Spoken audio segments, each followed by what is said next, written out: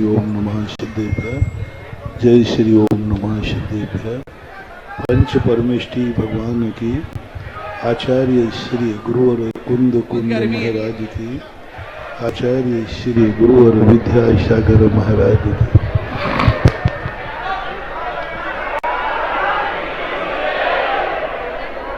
परम पवित्र मंगलमय श्रमण संस्कृति का एक आदर्श सबसे बड़ा है। विश्व में सबसे पहला दर्शन है,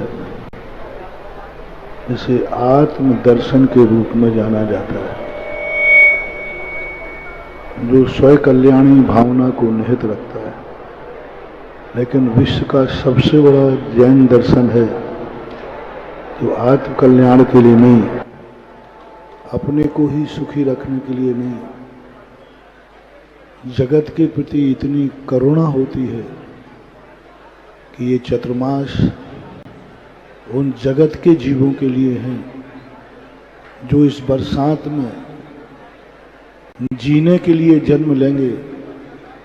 कहीं वो साधु के द्वारा बाधित न हो जाएं, उनकी जिंदगी बाधित न हो जाए, इस बात को मात्र ध्यान में रख करके चातुर्मास की स्थापना होती है। चातुर्मास वर्षायोग माँ दिगंबर जैन धर्म का एक असाधारण कार्य है, जिसमें पूर्ण रूप से पर का ध्यान रखा जाता है।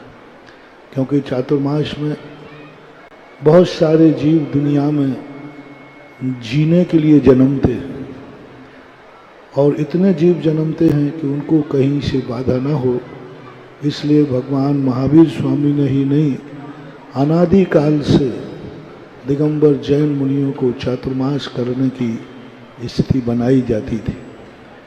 उसी परंपरा और श्रृंखला में आज तक जो यहाँ चली आई है, पहले हम लोग जंगलों में चातुर्मास करते थे, और अब हम लोग आगम की आज्ञा के अनुसार हम भावना भी करना चाहें तो हम वनवास में चातुर्मास नहीं कर सकते, क्योंकि जिनवाणी ने आदेश दिया है, काले कलौ बने वासे वर्जते मुनि सत्यमय स्तीयते चा जनागारे ग्रामा दिशु विशेषता।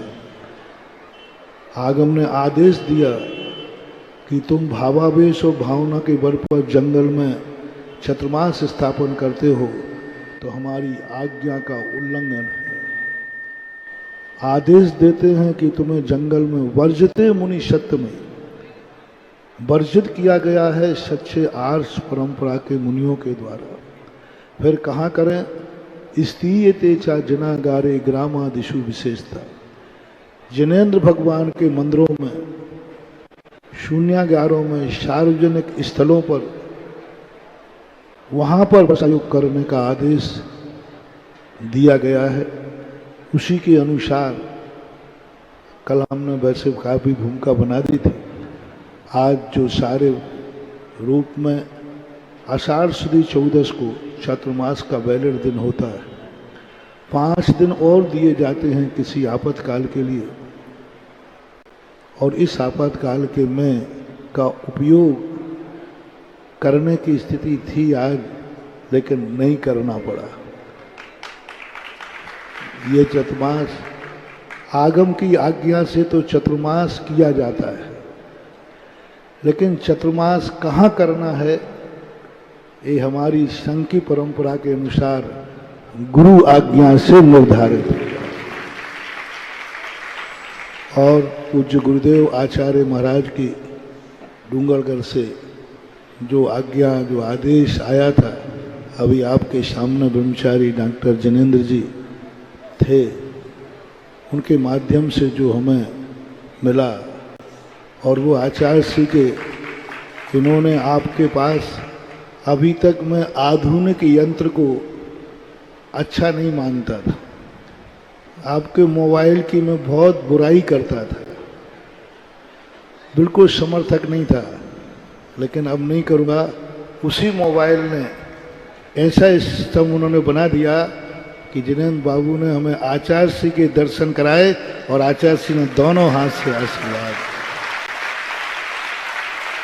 यदि आज वो मोबाइल नहीं होता, आप भली वो अलग ढंग से तुम लोग कर लेते हो, हम लोग तो रखते नहीं हैं, आप लोग रखते हो, लेकिन रखा हुआ भी गुरुदेव के दर्शन कराए, आशीर्वाद मिला, उनकी कृपा है। संभव नहीं था कि मैं 250 किलोमीटर 20 तारीख को चला था और 2 तारीख को सुबह तुम्हारे यहाँ प्रवेश कर लिया। उसमें भी रास्ते में 1.5 दिन रुक गए, नहीं तो 30 तारीख को ही आ जाते। एक दिन तो ग्वालियर है ना, एक टाइम ग्वालियर और एक दिन मुरैना में परिस्थिति है, बाकी तो 30 तारीख को ही आ जाते। लेकिन सबसे बड़ी बात, कितना भी भटको, कितना भी, शाम को यदि ठिकाने लग जाए तो भूला नहीं कहलाता। कैसा भी हुआ, कैसे हुआ, 14 को चतुर्मास की स्थापना थी तो हमने 14 को ही उपवास कर लिया। हालांकि कल बहुत गर्मी थी, प्रवेश भी बहुत तगड़ा था, लेकिन फिर भी चुल्लक जी महाराज ने भी कहा कि नहीं, जब अपन आ ही गए हैं तो 14 को ही, तो हमने अपना उपवास, अपनी स्थापना, अपनी भक्तियां 14 को कर ली। ये बहुत बड़ा रिकॉर्ड है। आगरा वालों का पुण्य, पूज्य गुरुदेव का आशीर्वाद और आगरा वालों का पुण्य था जो सब काम समय पर हुआ।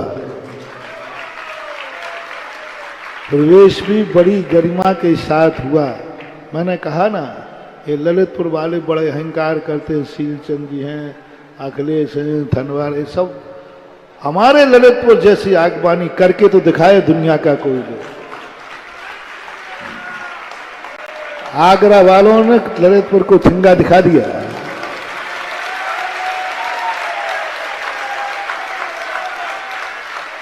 और आज भी जो मंगल कलश स्थापना का जो गौरव और गरिमा, ललितपुर आगरा वालों ने जो अपना परिणाम, जो भावनाएं व्यक्त की, वो भी एक ऐतिहासिक रिकॉर्ड के रूप में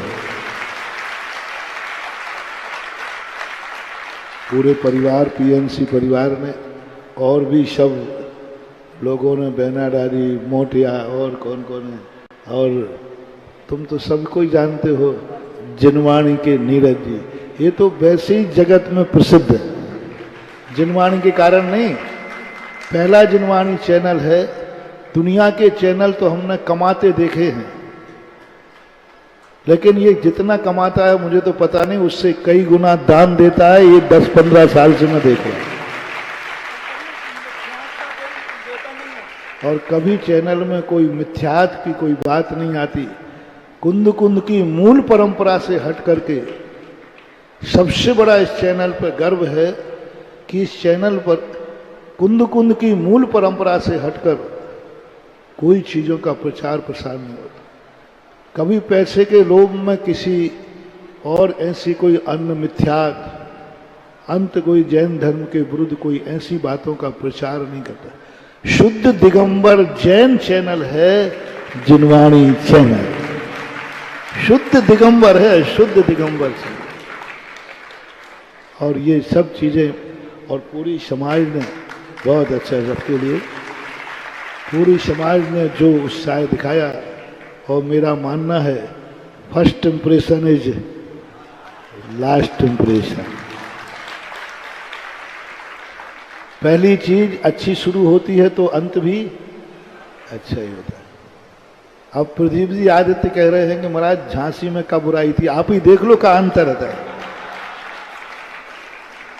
प्रदीप जी कहते महाराज जी झांसी से बिहार हुआ, अच्छा नहीं लगा। अब आप ही देखो कि बिहार क्यों हुआ, ये आपको सोचना है, मैं नहीं सोचूंगा। क्योंकि पुण्य की वर्गणाएं झांसी की और आगरा में तुम खुद तुलना कर लो, फिर तुम अपने आप आगरा वालों को जय जिनेंद्र कर लो।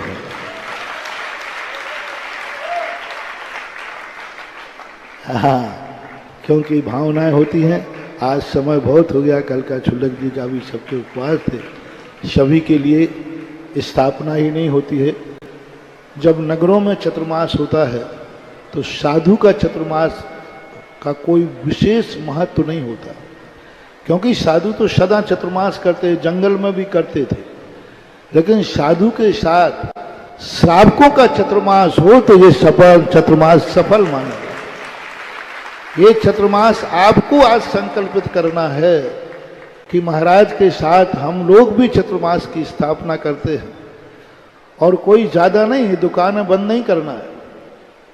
जो अपने कार्यक्रम होते हैं उन कार्यक्रमों का आपको करना है कि एक भी कार्यक्रम मैं अपनी उपस्थिति के बिना चतुर्मास में नहीं जाने दूं। कोई प्रवचन मेरे कानों से गुजरे हुए नहीं जा सकेगा। एक ऐसा माहौल बने कि नहीं, चतुर्मास महाराज का हुआ है और कोई भी व्यक्ति 8 से लेकर 9:30 बजे, 9:45 बजे तक कोई भी प्रतिष्ठान नहीं खोले। ये आपका चतुर्मास की स्थापना है, क्योंकि 9:35 8:05 से प्रवचन शुरू होगा। पहले तो ये निर्णय करें कि प्रवचन यदि आप लोग नहीं कराओगे, तो मैं चैनल वालों की तरफ से नहीं बोल रहा हूं, तो मैं तुम्हें दोनों हाथ से आशीर्वाद दूंगा। नहीं कराओगे तो, और प्रवचन कराओगे तो एक हाथ से आशीर्वाद मिलेगा। प्रवचन नहीं कराओगे तो हमें इतने अच्छे लगोगे, तुम कितने अच्छे लोग हो जो हमें परेशान नहीं कर रहे, और मैं शांति से चतुर्मास करूं, साधना करूं, स्वाध्याय करूं, और प्रवचन से मुझे मुक्ति रखो। तो दोनों हाथ से आशीर्वाद, और कहोगे तो तीसरे हाथ से भी दूंगा, और कराओगे प्रवचन तो फिर एक हाथ से दूंगा। क्या चाहिए है? तो आशीर्वाद एक हाथ से मिलेगा मनोज बाबू, और नहीं कराओगे तो दोनों हाथ से। क्या करना बोलो? तो जब कराना ही है, तुम इतना बड़ा 2 हाथ का आशीर्वाद का बलिदान कर रहे हो, तो फिर यही है कि फिर तुम उसका उपयोग करना। साधु तो आकर के बोलेगा तो बोलना है तो बोलेगा, 4 लोग रहोगे तब भी प्रवचन होगा, और 4000 रहो तो भी प्रवचन, और 40,000 रहो तो भी। तो फिर उपयोग करो। साधु को यदि साधु अपने निमित्त से साधना करे तो ठीक, जब साधु तुम्हारे लिए समय देवे, तुम्हारे लिए स्टेज पे आवे, तुम्हारे लिए प्रवचन देवे, तब उसका उपयोग ऐसा होना चाहिए कि मैं अपने कानों से निकले हुए कोई वचन को जाने नहीं दूं। और एक समय ऐसा निश्चित करो, 8:05 से प्रवचन शुरू होता है और 9:35 पर खत्म हो जाता है, तो 9:45 तक तो कोई टाइम है ही नहीं। वैसे ही प्रतिष्ठान बंद। क्यों ना रिकॉर्ड बना लिया जाए कि आगरा का चतुर्मास में किसी भी व्यक्ति ने 9:45 बजे के पहले मार्केट नहीं खोला। रिकॉर्ड है, वैसे ही बंद रहना है। 10 के बजे वैसे ही बंद रहता है, 10 बजे वैसे ही खुलता है। बहती गंगा में हाथ धो लो ना, रिकॉर्ड बन जाएगा, पुण्य का बंद भी हो जाएगा। नियम लेने से पुण्य का बंद होता, वैसे ही तुम नहीं खोलोगे पक्का है, लेकिन नियम ले लिया तो सेविंग खाते का ब्याज और फिक्स्ड डिपॉजिट के ब्याज में अंतर होता है। चालू खाते में और डिपॉजिट में अंतर हो, और संकल्प कर लिया कि मैं 9:45 के पहले मार्केट नहीं खोलूंगा, क्योंकि 9:35 तक प्रवचन का समय है। प्रवचन के समय मैं धन नहीं धर्म कमाऊंगा, तो शायद वो धर्म तुम्हारे लिए 1 घंटे आध घंटे का फर्क पड़ेगा, लेकिन बहुत कुछ लाभ होना चाहिए। मेरा कहने का अभिप्राय, जब प्रवचन को तुम्हें समय दूंगा ही 1-1.5 घंटे, तो उसका लाभ या तो मुझे हो या आपको। मुझे लाभ है प्रवचन नहीं करने में, और तुम्हें लाभ है प्रवचन करने में। तो या तो मुझे लाभ दो तो बहुत अच्छा है, और तुम्हें लाभ लेना है तो तुम भी फिर लाभ पूरा लीजिए। मेरा एक ही सिद्धांत रहता है, या तो मैं खुद लाभ लूं अपने कार्यों का, और या फिर तुम्हें लाभ मिले, व्यर्थ में कोई समय नहीं जाए। ऐसा कार्यक्रम के लिए स्वाध्याय वगैरह हम बता देंगे, 1-2 दिन में कौन सा स्वाध्याय मध्याह्न में होगा। उसमें तो मात्र वही बैठ पाएंगे जो स्वाध्यायशील हैं, जो स्वाध्याय करके थोड़ा बहुत जानते हैं, उसी संबंध में विचार करूँगा। प्रवचन का सबके लिए है, और शाम का जिज्ञासा रखना है कि नहीं रखना? यहाँ तो सब निसंकित लोग हैं, काय को जिज्ञासा रख रहे? रखना है जिज्ञासा? हाँ तो ठीक है, जिज्ञासा का भी समय आप घोषित करें। बाकी सबके लिए मंगल कलश ध्वजाएं अभी सब मंदिर जी में स्थापित कर दें और उसके बाद सबके लिए ध्वजा स्थल पर चल के ध्वजारोहण करके फिर चर्या का समय है। महावीर भगवान की